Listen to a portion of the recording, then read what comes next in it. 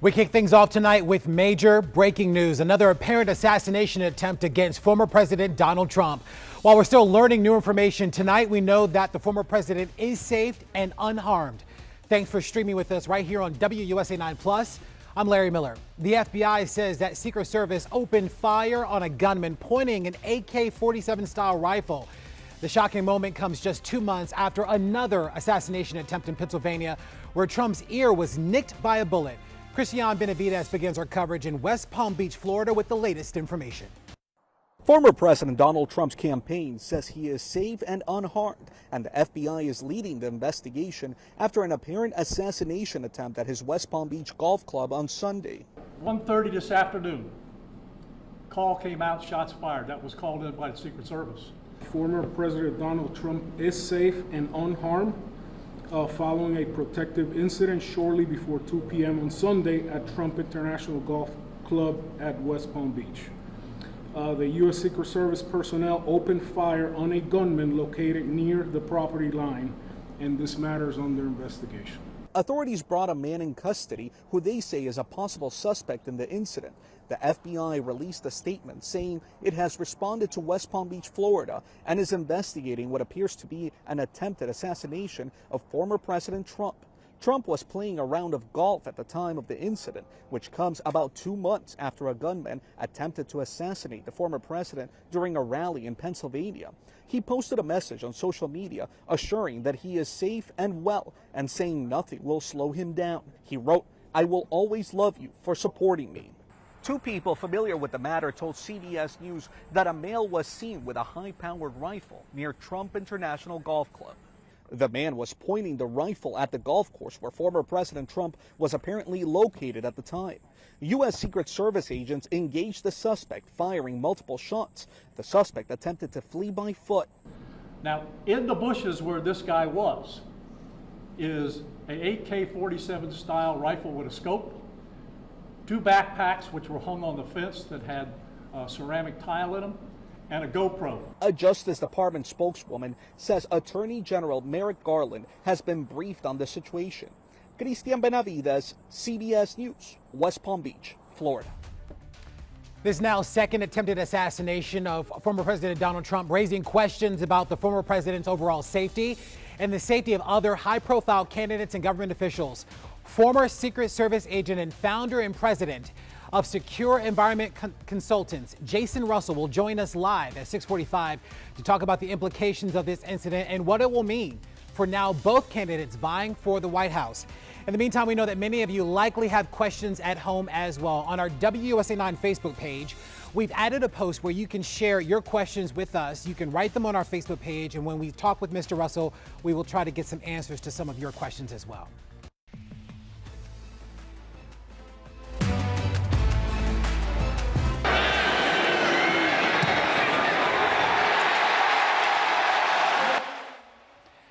That was the game-winning kick from new Commanders kicker Austin Seibert that gave the Burgundy and Gold the 3-point victory. The Commanders got their first win of the season, and it was a kind of poetic that it happened to be at the newly renamed Northwest Stadium for the home opener. As the official television station of the Burgundy and Gold, that means we cover every aspect of the team. We have team coverage out in Landover today. Matt Gregory, Jacqueline Quinn are standing by after the win, but we begin with our very own Chick Hernandez, who was on the field just a couple of hours after that final whistle. Chick?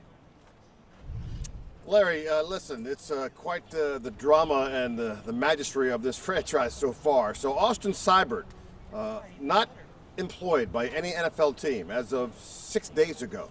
But during his downtime, what he did was he kicked 25 times a day, 3 days a week, to a pine tree. Not goalpost, to a pine tree. His wife and his daughter videotaping, working him out. Well, just for moments like this. And it seemed to work out.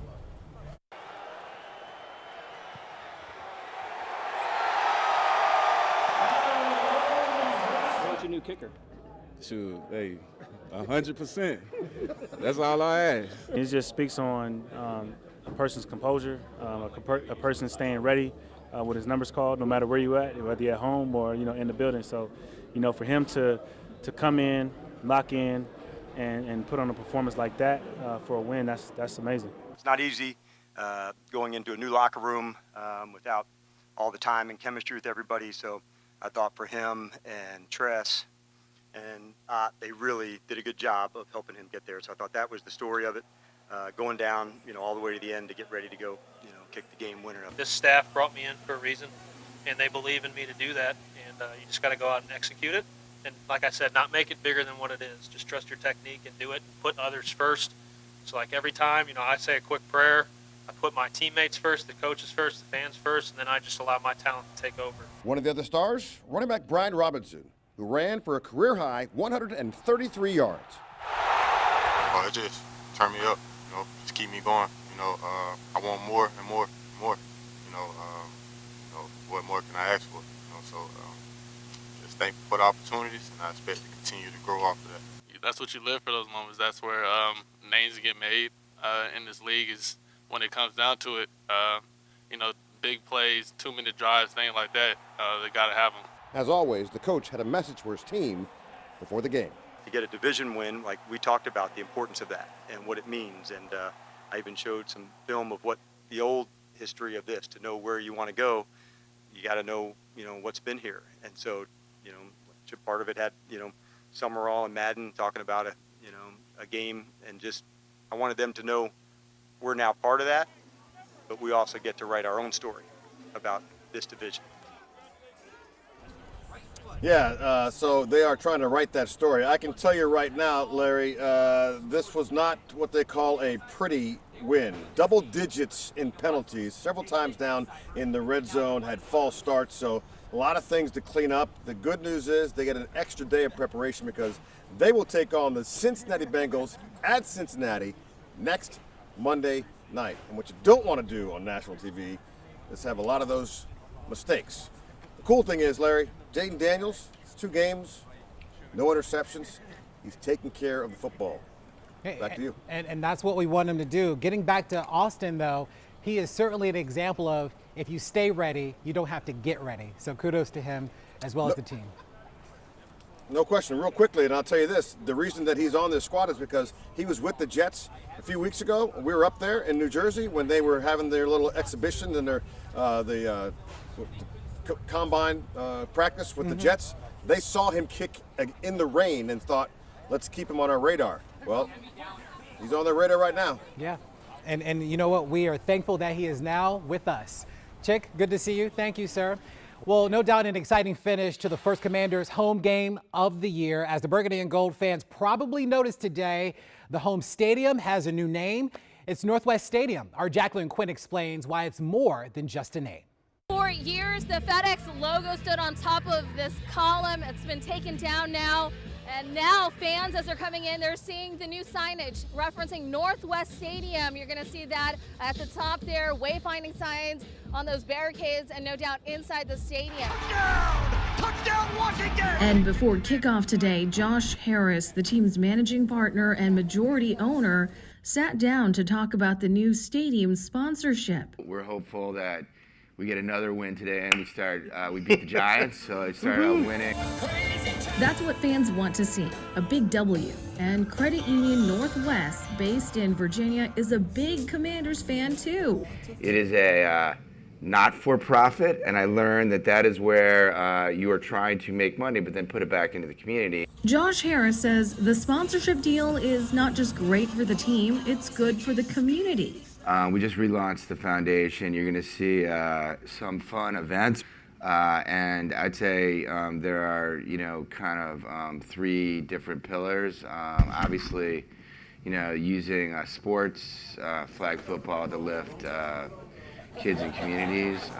The other pillars, he says, service and promoting economic empowerment, such as jobs. Jeff Bentley is CEO and president of Northwest Credit Union. People have never heard of Northwest. And with the Commanders' presence and the reach that they have, partnering up with them, having the same values, helping people, we're going to be able to exponentially expand our reach. Look, I think the more I learned about Northwest, the more I realized that it was a partnership made in heaven. Together, the two are hopeful this will be a winning partnership. In Landover, I'm Jacqueline Quinn, WUSA 9. WUSA9 Weather Impact is sponsored by Morgan & Morgan. A great day outside made even better with the win by the Washington Commanders, but a change is headed our way in the forecast. Meteorologist Michaela Lucero has a preview for us tonight. We're talking about the possibility of some heavy rain on Tuesday. Oh yeah, Larry, we have got some wet weather headed our way, moving in on Tuesday and sticking around for the rest of the week. So if you can get outside, enjoy the sunshine that we're seeing right now. We'll get a little bit more tomorrow and then things take a soggy turn. So right now outside feels like about 80 to 81 degrees, a gorgeous Sunday evening. Now overnight tonight we're falling into the 50s and 60s, so not too terribly cold across the region. A little chilly for areas to the west of I-81, Eastern Shore in the low 60s. I'm forecasting right at 63 for the DC region. So maybe open up the windows tonight if you want to, let in some fresh air. Now your Monday will start off in the 60s and make it into those mid 70s by the afternoon. I think one or two spots that get a little bit of extra sunshine will make it to that 80-degree mark. You will start to notice those winds similar to today, just occasionally breezy, but the winds really start to pick up as we head into your Tuesday and your Wednesday. We'll get there in just a little bit, but for the kiddos heading back to school on Monday morning, a little cool early in the day. Afternoon will be great, recess and coming home in the 70s. A few peaks of sunshine there. After school sports will be in the clear. Now I do think you'll have to watch for those after school sports being moved or even canceled on Tuesday and Wednesday because of the wet weather that's headed our way. We've got a good amount of rainfall coming through from a potential tropical cyclone right now. It's potential tropical cyclone 8. You see it here just off the coast of South Carolina. What this tells us is that the National Hurricane Center is watching it because it has a couple characteristics that could make it a tropical storm later on today or into tomorrow. But it doesn't have all the ingredients we need quite yet. So we're going to continue to monitor this system regardless of if it gets a name or not. We're still going to get rain from it throughout the week. So Larry, even if we hear this turn into Helene, don't worry, we will still get the rain on Tuesday regardless of if it's named or not. So we will be prepared. Michaela, thank you.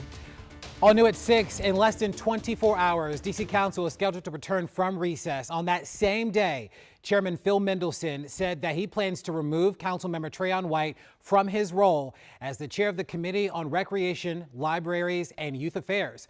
Our Leslie Moreno joins us live in Southeast D.C. to walk us through what the next steps will be in this situation. And Leslie, you spoke with constituents in Ward 8. How are they feeling about this ongoing situation and what it will mean for the upcoming election as well? Well, Larry, Ward 8 residents still have a lot of questions regarding the status of Councilmember Trayon White. Just a few days ago, we know he pled not guilty to bribery charges, and he says he will run for re-election. White was arrested in August and is accused of using his position to pressure government agencies to renew lucrative public safety contracts in exchange for cash and the promise of further kickbacks. As of now, White's political future is unclear. If convicted, he faces 156 years in prison and the loss of his council seat. White says he will be back in office tomorrow when the D.C. Council is scheduled to return, and his campaign manager told WUSA9 his re-election campaign continues to move forward. On that same day, as you mentioned, Chairman Phil Mendelson says he plans to remove White from his role as a chair of the Committee of Recreation, Libraries, and Youth Affairs. Mendelson said he would also establish an ad hoc committee where he will appoint a firm to conduct an independent investigation, which will determine whether any council rules were broken. Pending that investigation, only then can a determination be made as to whether White can be removed from council. Tuesday is the first time the council will convene all together, including Councilmember White. Like a movie, something that you would see in a movie. Like, you would never think that nobody would do that, like, in real life, getting bribed to do bad things, you know?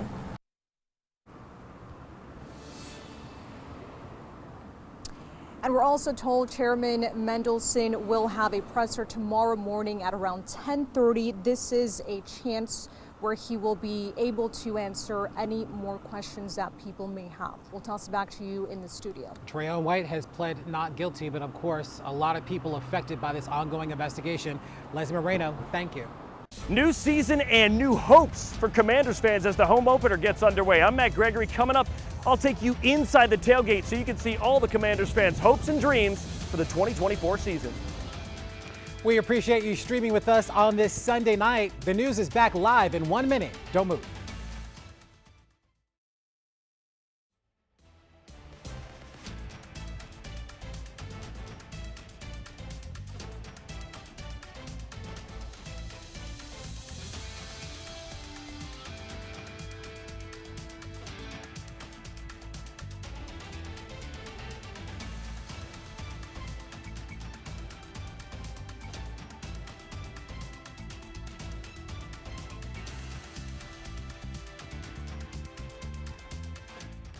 So we're back a little earlier, and we appreciate you streaming with us on WUSA9 Plus. Again, I'm Larry Miller. The big story again tonight, what appears to be another attempted assassination of former President Donald Trump. Today's shooting taking place at the former president's Mar-a-Lago golf course. Secret Service agents fired at a man with an AK-47 rifle near the golf course. The former president is safe. A suspect is in custody, and the investigation is in full swing.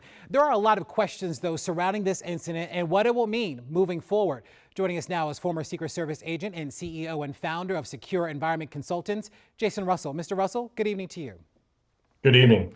Mr. Russell, give us your assessment of the situation today. The former president is safe, but based on your experience, what is the Secret Service doing right now? Obviously, they've moved him to a safe location. FBI will come in and assume lead role for this investigation, so they'll be looking at everything that kind of led up to this.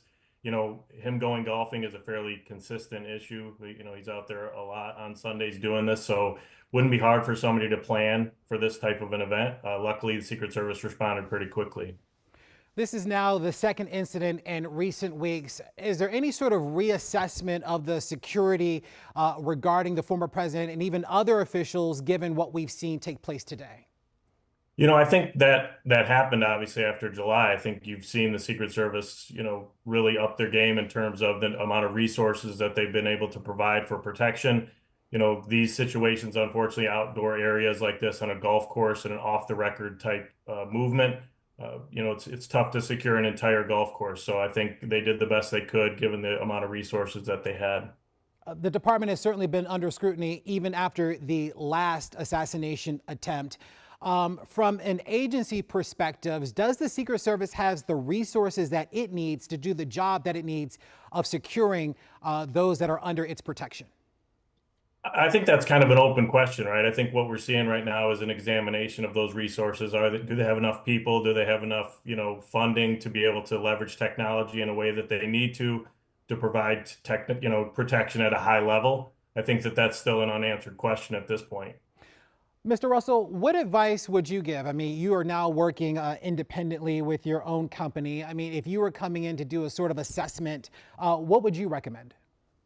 You know, I think, you know, the Secret Service has been doing protection for, you know, 150 years. So it's just a matter of really making sure that they can hire good people, get them trained quickly, and really leverage technology. There's so many good pieces of technology, whether it's drones, you know, plate readers, things like that they can use to increase their ability to protect. I think that's what they're trying to do at this point, is increase that ability. We had some people chime in on Facebook that were also curious about this situation as well. People wanting to know if maybe more agents are needed to secure the former president as well as other officials as well.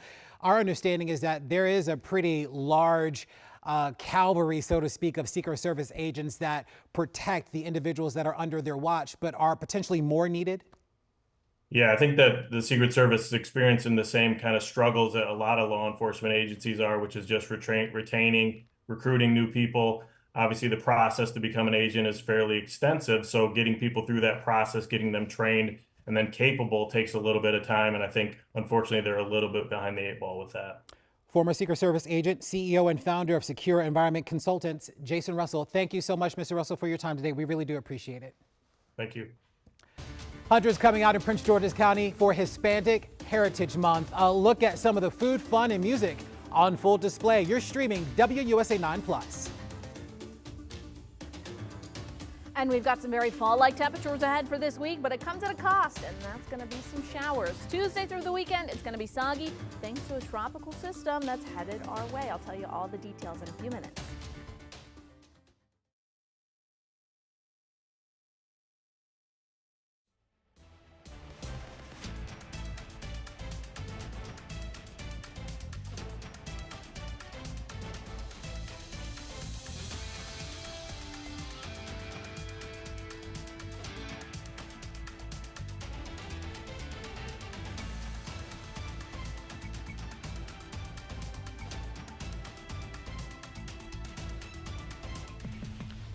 You're streaming WUSA9 Plus. We have and saw massive excitement, not only at Northwest Stadium, but also at multiple tailgates after the Washington Commanders' big win today. We sent our Matt Gregory to get inside the Commanders' tailgate and find out how fans feel about this new season. There may be no more hopeful place in America than an NFL tailgate before the home opener. And for Commanders fans, it's especially big because for the first time in a long time, they tell me they have hope not just for today's game, but for the entire franchise. We got ribs, we got chicken breasts. You make their cups, and if you sink them all, you win. One word to describe your feelings on the season this year, both of you. I'm gonna give you two words: stupendously tremendous. For the Robinsons tailgate, Clint's junior and senior brought the energy and We got the big head smoke. Hey, we got the lobster. While they serve food, the Commanders serve hope is the best thing that they can provide right now.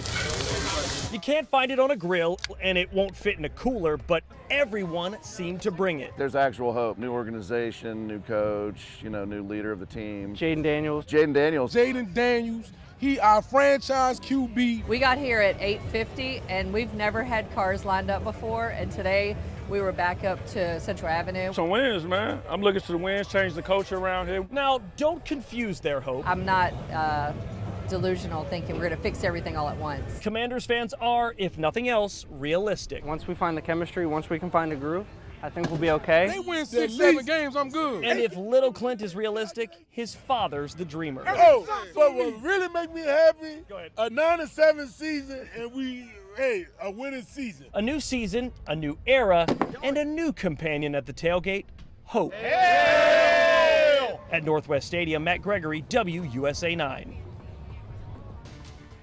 On new at 6, October is Hispanic Heritage Month, and today hundreds of people turned out for the Lane Splash Park in Hyattsville for the Hispanic Festival. The family-friendly celebration included free live music, flamenco demonstrations, food, carnival games, and of course, lots of music. I really love the culture of all Latin America. I'm learning Spanish for like 2 years now. And I have a lot of friends from Latin America, from Mexico, from Peru, from Colombia, from Chile at work. So my work is very diverse, so I have many friends, and we're learning Spanish at work as well. So I'm here to celebrate with todos Latin America. The festival is a celebration of culture of the Latino community in the Prince George's County area and the DMV area. We have food vendors, we have exhibits with information and resources for our community. We have crafts, we have games for children, and after all, music. All right, well, today's event was just one of many activities planned by the Maryland National Capital Park and Planning Commission throughout Hispanic Heritage Month. WUSA9 Weather Impact is sponsored by Morgan & Morgan. Friend, we couldn't have asked for a better weekend. This was just gorgeous. It really was. Did you get outside? I did. I went out and I ran. I'm running a race next week on Saturday, a 10-mile race out in Southern Virginia. Okay. So I ran 10 miles out in Great Falls National Park today. Oh, nice. It was lovely. Yeah. Perfect running. We had the DC Half Marathon this morning. You're right. You're right. I forgot all about that. Perfect running weather. Oh, this is like, I think these kind of morning hours are just the best because you're not cold, but you're not hot. And that's what's perfect. Hey, if you ran the race today, let us know at WUSA9. You can hit us up on X, formerly known as Twitter, Facebook, Instagram, whatever. Let us know how you did because, I mean, with so many people out today, I'd imagine that there were some PRs given the nice weather that we saw. Oh, yeah. Yeah. Makes a huge difference. It sure really does. Yes, it does. Well, if you didn't get outside today, you've got one more day to get at least a little bit of dry time before things start to get a little soggy, Larry. So this is your forecast for your Monday. We're going to start off with a mix of sun and clouds, and we'll keep that throughout the day. I don't think we're going to get a completely sunny sky really at any point in time on your Monday, with clouds really starting to increase by the afternoon. So keep that in mind for anything you've got going on outside for your Monday. It's going to be a little bit more on the gray side for the second half of the day. But hey, by 5 o'clock, we're at 76 degrees. It feels great out there. A few other high temps across the region. We're in those upper 70s out towards your eastern shore. 76 is your high temp in D.C. Surrounding suburbs, very similar, just 1 or 2 degrees off from that. Coolest spot looks to be Winchester at 73 and Oakland, far western portions of Maryland, in those upper 60s. So not a chilly day by any means, but a little bit below average. Now, here's your weather impact. Right now, we're watching for those showers and a few isolated storms to roll through our region starting on Tuesday and lasting at least until Saturday, if not longer than that. Now, here's the impact. It's going to rain a lot on Tuesday. It's going to be a very soggy day for you. We'll get some gusty winds occasionally. Strongest gusts right now up to about 25 miles per hour. Rain chances do stick around through the weekend, and if we do see a named storm, if this does get a name to it, the name you should be listening for is going to be Helene. So this is what we're seeing right now across radar. We're seeing a few pockets of heavy rainfall just off the coast of South Carolina, Myrtle Beach, and into Wilmington, getting some of that rainfall right now. When we look at the cone of uncertainty, this cone tells us where this storm could potentially go. And right now we do expect it to become at least a tropical storm briefly on Monday morning, and then into Monday afternoon. We'll already start to see that weekend. Winds within the storm up to about 45 miles per hour. We don't have that closed circle of low pressure right now, so that's one of the main reasons we have not seen this turn into a named storm. Regardless of if it has a name or not, this system will track just close enough to DC area that we will get some rainfall. Remember, it's going to rain in our area regardless of if this has a name or not. As of now, there are several different tropical storm watches and out for the coast of South and North Carolina, as well as some tropical storm warnings out there for the coast. As far as our rainfall totals go, areas like North and South Carolina will be getting the heaviest rain, and in our region could see up to about ½ inch to an inch of rainfall accumulation as we get into next week. Now, again, the name you got to be listening for is Helene. I do anticipate this becoming a named storm over the next about 24 to 48 hours, and it will be the letter H, Helene. So that's what we're on to. Now, Tuesday is going to be the soggiest day, and that will linger into Wednesday. So right now we have a weather impact alert for your Tuesday. Don't be surprised if we extend that into Wednesday. All day long, it's going to be gray, gloomy, and raining. We are going to have wet commutes to and from work. The bus stop will be wet for kids. After school sports could be impacted because of this rainfall. Right now, you need to know, have a way to get weather information. I always recommend our WUSA9 app, but whatever app you download, allow location and notification services, so if there is an alert, we can send it to you. This could be maybe some flooding in your neighborhood, maybe some roads get closed because of the rainfall, potentially some accidents. We'll get you all the information you need to know. All right, this is what our models are showing us. There is the center of that storm system moving inland over South Carolina on Monday. We're still dry on Monday, but here we are Tuesday morning, right around 10 to 11 o'clock, starting to see some showers south of the DC region, and then here it comes. The rest of your Tuesday and your Wednesday, gray and soggy. We're not seeing any of those yellows and oranges for our region. It's just those light nuisance showers. So I'm not expecting anything in the way of those heavy downpours. It's more just steady rainfall that sticks around all day. As we get into your Saturday, some clearing, but a few stray showers will still be in the forecast, and we'll keep that low rain chance into Sunday morning before starting to get some clearing by the end of the weekend. Now, your 10-day temperature trend, like I was talking about before, it is going to be cooler, but it comes at the cost of some showers. We'll stay in the 70s all week long. Average right now is about 81, so we are a little bit below where we should be for this time of year. All right, look at your 7-day forecast. Hey, it's going to be nice out there, at least for your Monday. Enjoy it while you can, and then have that umbrella handy for the rest of the week.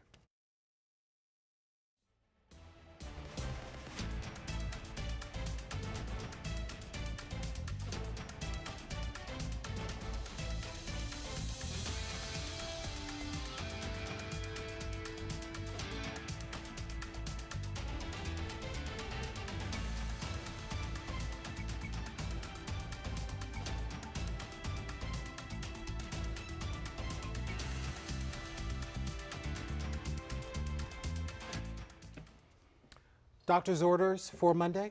Get outside. Yeah, it's going to absolutely. be dry.